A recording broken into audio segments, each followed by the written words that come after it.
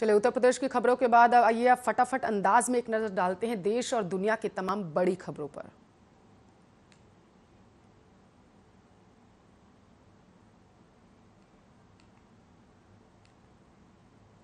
7 जुलाई को आपको बताते चले 7 जुलाई को प्रधानमंत्री नरेंद्र मोदी मंत्रिमंडल का विस्तार करेंगे और पीएम मोदी के नए मंत्रिमंडल में 17 से 22 मंत्री शपथ ले सकते हैं।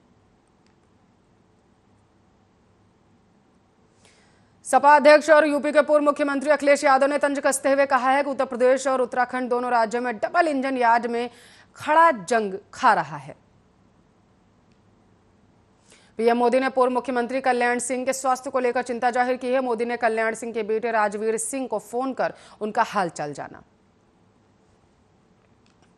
बीजेपी की ओर से गृह मंत्री अमित शाह को लिखे पत्र में राज्य की 30 चीनी मिलों की खरीदी में हुए घोटाले की जांच ईडी से कराने की मांग की जा रही है। इसमें बीजेपी नेता और केंद्रीय मंत्री नितिन गडकरी के खरीदे गए विदर्भ के 2 चीनी मिलों का भी नाम शामिल है।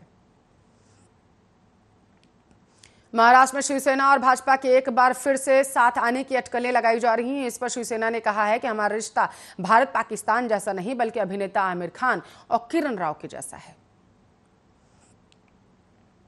स्वर्गीय रामविलास पासवान के जन्मदिन पर उनके बेटे चिराग और प्रधानमंत्री मोदी ने उन्हें याद किया और उनकी याद में ट्वीट भी किया। चिराग पासवान अपने पिता के संसदीय क्षेत्र हाजीपुर से आशीर्वाद यात्रा निकाली थी। आज बिहार के पूर्व मुख्यमंत्री लालू यादव ने कार्यकर्ताओं को संबोधित किया। स्थापना दिवस के अवसर पर लालू यादव ने पार्टी कार्यकर्ताओं को शुभकामनाएं दी।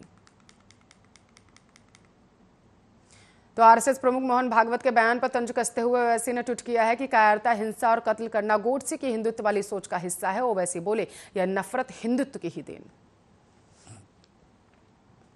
पूर्व राष्ट्रपति प्रणब मुखर्जी के बेटे अभिजीत बनर्जी टीएमसी में शामिल हो चुके हैं। हालांकि अभिजीत मुखर्जी अभी तक इन अटकलों को खारिज करते आए। गुपकार बैठक ने जम्मू कश्मीर को लेकर हुई पीएम के साथ बैठक को निराशाजनक बताया है। उनका कहना है कि पहले पूर्ण राज्य का दर्जा मिले फिर चुनाव हो। कहीं ना कहीं यह गुपकार गठबंधन की तरफ से केंद्र पर दबाव बनाने की कोशिश है। सीबीआई ने रिवर फ्रंट घोटाले में लखनऊ सहित कई राज्यों और अलग अलग जिलों में कई ठिकानों पर छापेमारी की है। मामले में दर्जनों अफसरों के खिलाफ एफआईआर दर्ज की जा चुकी है। दिल्ली सरकार ने कोरोना नियमों के पालन की हिदायत देते हुए कुछ मुख्य बाजारों को खोलने की अनुमति दी थी, लेकिन अब सोमवार को एक बार फिर से लाजपत नगर मार्केट को बंद कर दिया गया।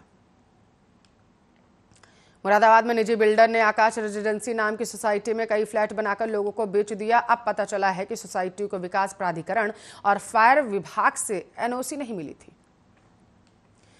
एक तरफ अमेरिका में 65% लोगों को वैक्सीन दी जा चुकी है, लेकिन गरीब देशों में 1% लोगों को भी टीका नसीब नहीं हुआ है। अमेरिका के चिड़ियाघरों में शेर भालू को भी टीके लगाए जा रहे हैं। तो वहीं प्रयागराज की रज्जू भैया स्टेट यूनिवर्सिटी ने कोरोना काल में अपने यहाँ के पाठ्यक्रमों में बड़े पैमाने पर बदलाव किए जाने का फैसला कर लिया है। इस बदलाव के तहत अब पाठ्यक्रमों को अब न सिर्फ रोजगार परक बनाया जा रहा है, बल्कि स्टूडेंट्स को प्रतियोगी परीक्षाओं की अलग से तैयारी भी कराई जाएगी। बॉलीवुड एक्ट्रेस तापसी पन्नू ने फीस में बढ़ती असमानता का मुद्दा उठाया है। उनका कहना है कि फीमेल कलाकारों को मेल कलाकारों के मुकाबले कम फीस मिलती।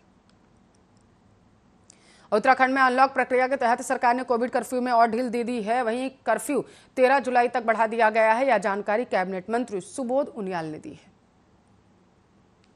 श्रीलंका के शहर कोलंबो में चीन के कुछ सैनिकों को देखा गया है। ये सैनिक सेना की वर्दी में हम्बनटोटा के एक तालाब में जमा मलबा निकाल रहे थे। इसके बाद वहां के लोगों ने चीन का विरोध करना शुरू कर दिया। भाजपा ने एक बार फिर से टीएमसी पर मारपीट का आरोप लगाया है। शुभेंदु अधिकारी ने कहा है कि भाजपा के विधायक दिवाकर घरामी पर टीएमसी के कार्यकर्ताओं ने हमला किया। हालांकि टीएमसी ने इस बात का खंडन किया है। आईईडी के साथ पकड़े गए आतंकी नदीम से पूछताछ में एक बड़ा खुलासा हुआ है। पाकिस्तान में बैठे आतंकी हैंडलर अब आतंकियों को उनका टारगेट लोकेशन का वीडियो बनाकर दे रहे हैं। बदायूं जिले से अनोखा मामला सामने आया है। 4 साल पहले रिश्ते में ससुर और बहू अब पति पत्नी हो गए हैं। पूर्व पत्नी की शिकायत पर पुलिस दोनों को पकड़कर लाई है, लेकिन कोर्ट में शादी होने के कागजात देखकर उन्हें छोड़ दिया गया।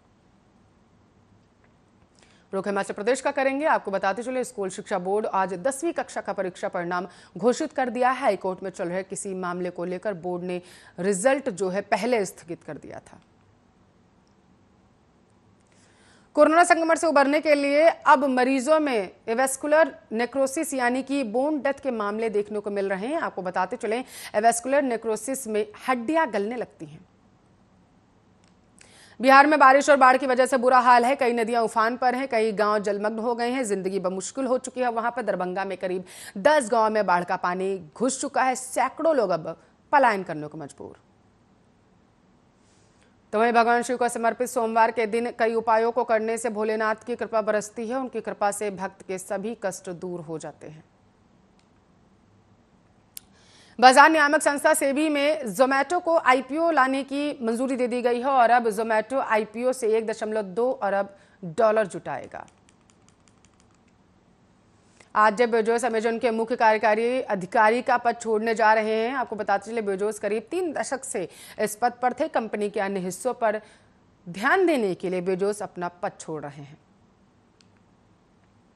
पाकिस्तान ने आतंकी हाफिज सईद के घर के पास हुए बम विस्फोट को लेकर भारत पर आरोप लगाया है। पाकिस्तान के एनएसए मोईद यूसुफ ने कहा है कि हमले का मास्टरमाइंड रॉ से जुड़ा हुआ है और भारत में है। बॉलीवुड एक्ट्रेस जोया हुसैन इन दिनों काफी चर्चा में है। ये चर्चा हाल में रिलीज हुई उनकी वेब सीरीज ग्रहण के लिए हो रही है। ग्रहण में उनकी परफॉर्मेंस को काफी सराहा जा रहा है। पूर्व कप्तान धोनी की आज शादी की सालगिरह है। इस मौके पर उन्होंने पत्नी साक्षी धोनी को एक खास विंटेज कार गिफ्ट की है। इसकी जानकारी खुद साक्षी ने सोशल मीडिया पर दी।